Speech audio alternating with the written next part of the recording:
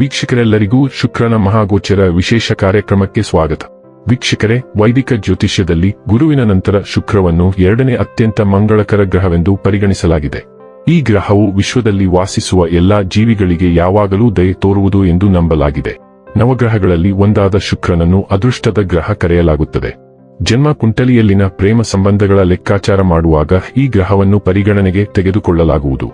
ಆದ್ದರಿಂದ ಶುಕ್ರ ಸಂಚಾರ ಜ್ಯೋತಿಷ್ಯದಲ್ಲಿ ಪ್ರಾಮುಖ್ಯತೆ ಪಡೆದಿದೆ. ಶುಕ್ರವು ಆನಂದ ಮತ್ತು ಸೌಂದರ್ಯದ ಆಕರ್ಷಣೀಯ ಗ್ರಹವಾಗಿದೆ. ವೈದಿಕ ಜ್ಯೋತಿಷ್ಯ ಶಾಸ್ತ್ರದ ಪ್ರಕಾರ ಯಾವುದೇ ವ್ಯಕ್ತಿಯು ತನ್ನ ಜಾತಕದಲ್ಲಿ ಶುಕ್ರನ ಬಲವಾದ ಸ್ಥಾನವನ್ನು ಹೊಂದಿದ್ದಾನೆ, ಅವನ ಅಥವಾ ಅವಳ ಜೀವನದಲ್ಲಿ ಎಲ್ಲಾ ರೀತಿಯ ಐಷಾರಾಮಿ ಮತ್ತು ಭೌತಿಕ ವಸ್ತುಗಳ ಸಂತೋಷಗಳನ್ನು ಅನುಭವಿಸುತ್ತಾನೆ ಮತ್ತು ಪಡೆಯುತ್ತಾನೆ. ಆದರೆ ಜಾತಕದಲ್ಲಿ ಶುಕ್ರನ ದುರ್ಬಲ ಸ್ಥಾನವು ಪ್ರೇಮ ಸಂಬಂಧಗಳಲ್ಲಿ ವೈಫಲ್ಯ, ವೈವಾಹಿಕ ಜೀವನದಲ್ಲಿ ಅಪಶ್ರುತಿ, ಕಣ್ಣುಗಳಿಗೆ ಸಂಬಂಧಿಸಿದ ಸಮಸ್ಯೆಗಳನ್ನು ಮಾತ್ರ ನೀಡುತ್ತದೆ. ಜ್ಯೋತಿಷ್ಯ ಶಾಸ್ತ್ರದ ಪ್ರಕಾರ ಶುಕ್ರ ಗ್ರಹವು ಇದೇ ವರ್ಷ 2025ರ ಜೂನ್ ತಿಂಗಳಿನ 29ನೇ ತಾರೀಕಿನ ದಿನ ತನ್ನದೇ ಆದ ವೃಷಭ ರಾಶಿಯನ್ನು ಮಧ್ಯಾಹ್ನ 2:08 ಪ್ರವೇಶಿಸಲಿದೆ. ಶುಕ್ರನು ಜುಲೈ ತಿಂಗಳಿನ 26ನೇ ತಾರೀಕಿನವರೆಗೆ ವೃಷಭ ರಾಶಿಯಲ್ಲಿ ಇರುತ್ತಾನೆ. ಜ್ಯೋತಿಷ್ಯ ಶಾಸ್ತ್ರದಲ್ಲಿ ಶುಕ್ರ ಗ್ರಹವು ಹಣ, ಐಶ್ವರ್ಯ, ವೈಭವ, ಸಮೃದ್ಧಿ, ಬೌದ್ಧಿಕ ಸುಖವನ್ನು ಕರುಣಿಸುವ ಗ್ರಹ ಎಂದು ಕರೆಯಲಾಗುತ್ತದೆ. ಯಾವಾಗ ಶುಕ್ರ ಗ್ರಹವು ತನ್ನ ಚಲನೆಯನ್ನು ಬದಲಾಯಿಸುವುದೋ ಇದರ ಪ್ರಭಾವವನ್ನು ಎಲ್ಲಾ 12 ರಾಶಿಗೆ ಸೇರಿದ ಜನರ ಮೇಲೆ ಒಂದಲ್ಲ ಒಂದು ರೀತಿ ನೋಡಬಹುದಾಗಿದೆ. ಶುಕ್ರ ಗ್ರಹದ ಸಂಚಾರದಿಂದಾಗಿ 5 ರಾಶಿಗೆ ಸೇರಿದ ಜನರು ಸಾಕಷ್ಟು ಸಕಾರಾತ್ಮಕ ಫಲಿತಾಂಶವನ್ನು ಪಡೆಯಲಿದ್ದಾರೆ.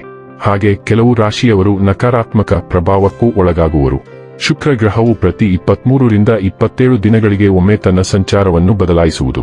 ಶುಕ್ರನ ಪ್ರತಿಯೊಂದು ಸಂಚಾರವು ಜೀವನದಲ್ಲಿ ಮಹತ್ವಪೂರ್ಣವಾದ ಬದಲಾವಣೆಯನ್ನು ತರುವುದು ಎಂದು ಹೇಳಲಾಗುತ್ತದೆ.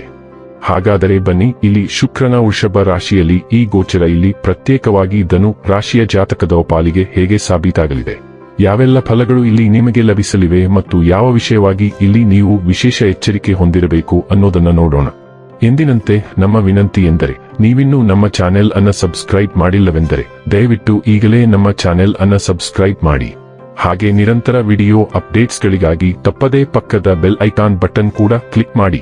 ವೀಕ್ಷಕರೇ, ಶುಕ್ರನು ನಿಮ್ಮ 6ನೇ ಮತ್ತು 11ನೇ ಮನೆಗಳ ಅಧಿಪತಿಯಾಗಿದ್ದು ಈ ಸಮಯದಲ್ಲಿ ಅದು ನಿಮ್ಮ 6ನೇ ಮನೆಯಲ್ಲಿರುತ್ತದೆ.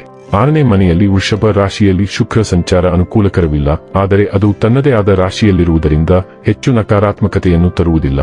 ಈ ಸಂಚಾರವು ಘರ್ಷಣೆಗಳು ಮತ್ತು ಶತ್ರುಗಳನ್ನು ಹೆಚ್ಚಿಸುತ್ತದೆ. ಆದ್ದರಿಂದ ಅನಗತ್ಯ ವಿವಾದಗಳನ್ನು ತಪ್ಪಿಸುವುದು ಒಳ್ಳೆಯದು. ನಿಮ್ಮ ಆರೋಗ್ಯದ ಬಗ್ಗೆ ಗಮನ ಕೊಡಿ, ಸರಿಯಾದ ಆಹಾರ ಮತ್ತು ಜೀವನ ಶೈಲಿಯನ್ನು ಕಾಪಾಡಿಕೊಳ್ಳಿ. ಈ ಸಂಚಾರವು ತುಂಬಾ ಅನುಕೂಲಕರವಾಗಿಲ್ಲದಿದ್ದರೂ ಪ್ರಜ್ಞಾಪೂರ್ವಕ ಪ್ರಯತ್ನದಿಂದ ನೀವು ಅದರ ನಕಾರಾತ್ಮಕ ಪ್ರಭಾವಗಳನ್ನು ತಗ್ಗಿಸಬಹುದು. ನಿಮ್ಮ 6ನೇ ಮನೆಯಲ್ಲಿ ಶುಕ್ರನ ಸಂಚಾರ ನಡೆಯಲಿದೆ. ಜಾತಕದ 6ನೇ ಮನೆಯು ನಮ್ಮ ಆರೋಗ್ಯ, ಶತ್ರುಗಳು ಮತ್ತು ಸ್ನೇಹಿತರಿಗೆ ಸಂಬಂಧಿಸಿದೆ. ಈ ಶುಕ್ರನ ಸಂಚಾರದಿಂದ ನೀವು ಹಣಕಾಸಿನ ಲಾಭಗಳನ್ನು ಪಡೆಯುತ್ತೀರಿ. ನಿಮ್ಮ ಲೌಕಿಕ ಸ್ಥಿತಿ ಉತ್ತಮವಾಗಿರುತ್ತದೆ ಮತ್ತು ನಿಮ್ಮ ಸಹೋದರರು ಪ್ರಗತಿ ಹೊಂದುತ್ತಾರೆ. ಇದರೊಂದಿಗೆ ಜುಲೈ 26ರವರೆಗೆ ನಿಮ್ಮ ಸ್ನೇಹಿತರಿಂದ ನಿಮಗೆ ಎಲ್ಲಾ ರೀತಿಯ ಬೆಂಬಲ ಸಿಗುತ್ತದೆ. ಈ ಮಧ್ಯೆ ನೀವು ಕೆಲವು ಪ್ರಮುಖ ಹೊಸ ಸ್ನೇಹಿತರನ್ನು ಸಹ ಮಾಡಿಕೊಳ್ಳುತ್ತೀರಿ. ಶತ್ರುಗಳು ನಿಮ್ಮಿಂದ ದೂರವಿರುತ್ತಾರೆ. ಈ ಸಮಯದಲ್ಲಿ ನಿಮ್ಮ ಪುರುಷತ್ವ ಮತ್ತು ಆರೋಗ್ಯವನ್ನು ಸುಧಾರಿಸಲು ನೀವು ವ್ಯವಸ್ಥೆಗಳನ್ನು ಮಾಡುತ್ತೀರಿ. ಇನ್ನು ಕೊನೆಯದಾಗಿ ಈ ದಿನಗಳಂದು ಮಾಡಿಕೊಳ್ಳಬೇಕಾದ ಉಪಾಯಗಳ ಕುರಿತು ನೋಡುವುದಾದರೆ, ಕನ್ಯಾ ಪೂಜೆಯನ್ನು ಮಾಡಿ ಮತ್ತು ಅದೃಷ್ಟಕ್ಕಾಗಿ ಅವರ ಆಶೀರ್ವಾದವನ್ನು ಪಡೆಯಿರಿ. ವೀಕ್ಷಕರೇ, ಇದಾಗಿತ್ತು ಧನು ರಾಶಿಯ ಜಾತಕದವರ ಶುಕ್ರನ ಮಹಾಗೋಚರ ಮಾಹಿತಿ ಇಷ್ಟವಾದರೆ ವಿಡಿಯೋವನ್ನು ಲೈಕ್ ಮತ್ತು ಶೇರ್ ಮಾಡಿ. ಜೈ ಶ್ರೀರಾಮ್. ಕಾಮೆಂಟ್ ಬಾಕ್ಸ್ನಲ್ಲಿ ಬರೆಯಿರಿ. ಹಾಗೆ ಚಾನೆಲ್ ಸಬ್ಸ್ಕ್ರೈಬ್ ಮಾಡುವುದರ ಜೊತೆಗೆ ನಿರಂತರ ವಿಡಿಯೋ ಅಪ್ಡೇಟ್ಸ್ಗಳಿಗಾಗಿ ಪಕ್ಕದ ಬೆಲ್ ಐಕಾನ್ ಕ್ಲಿಕ್ ಮಾಡಿ.